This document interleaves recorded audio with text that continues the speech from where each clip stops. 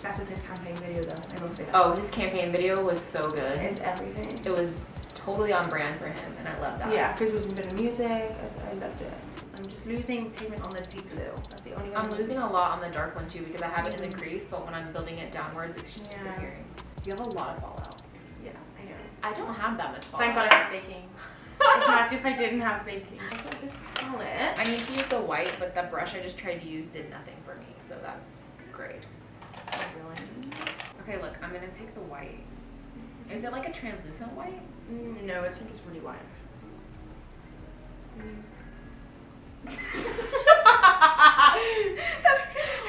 Guess I get a lot. I did get a lot. There's like digging. If it's translucent, that's fine, but it's not coming like. I think it's translucent. It's gotta be. No, he said in the video that he made it to be like a super white light. The swatches looked amazing. Yeah, the swatches look amazing. Why doesn't it look good on the eye? No, even on my finger, it's translucent. You wrote, stick that. What is wrong with me? Final thoughts on the palette. I think there are so many beautiful colors, so many options in here. We wanted to try the most colorful, hardest shadows to work with, so that's what we did today. The blues and the purples. And yes, and I feel like using them when we were packing on the color, there was so much pigment, it was there, but when we blended it out, sometimes there were like little patches that weren't blending, but I don't know if that was the base or if it was the palette itself. I feel like why that is because the actual pigment is quite powdery, and when you dip in, a lot of kickback.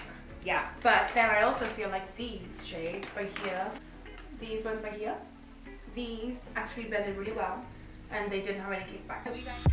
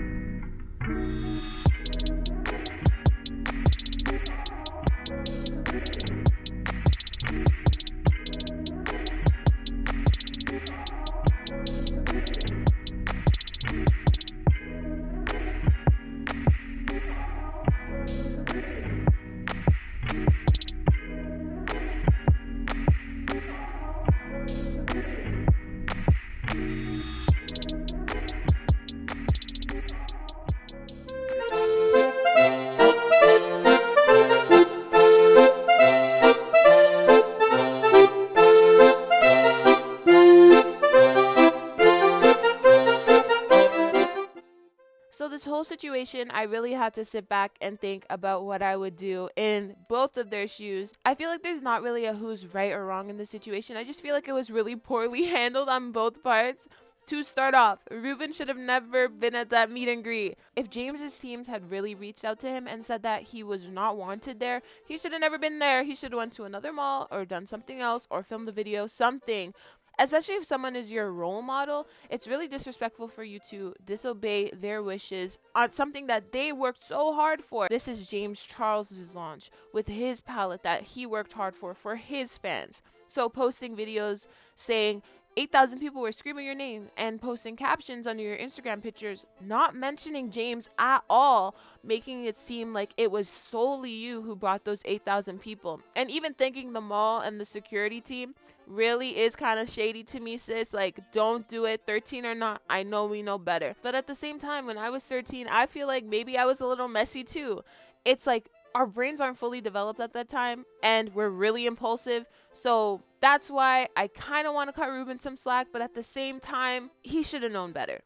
When it comes to James, these tweets are too impulsive, sis, and he says it a lot how he doesn't really think before he tweets and all of his words have consequences, but it's been said so many times that it's kind of starting to lose its meaning. Like, sis, we get it. People make mistakes, but we're making the same mistakes over and over and over again. Something just needs to change. And I feel like when it came to the whole video situation, James just genuinely didn't watch the video, so we just jumped to bashing. It's kind of like this. James doesn't have enough time to watch a 17-minute video through to see whether or not that he actually bashed him. When he gets a tweet or sees comments of people saying, oh my gosh, Reuben just bashed you in this video, he's obviously going to trust his fans. But again, if I were him, I would really step back and be like, A, how reliable is this? B, how many people are sending it to me? Because that really questions the reliability. If only one person tells me this, I don't know how reliable it is. And third, does it really matter? Someone is bashing your palette. We get it. Let's move on.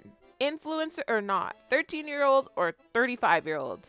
I've learned throughout life we cannot let people's words hold that much weight over us that we get so pressed over what one person says about us. We gotta love it, like it, and move on. Like, James is making so much money over the palette regardless. They bought it. You got your coin, sis.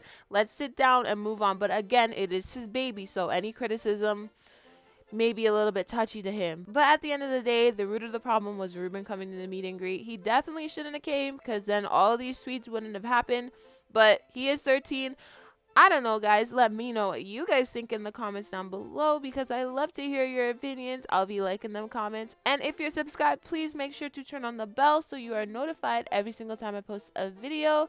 And thank you for asking me for my opinion. I'll talk to you guys later. Bye.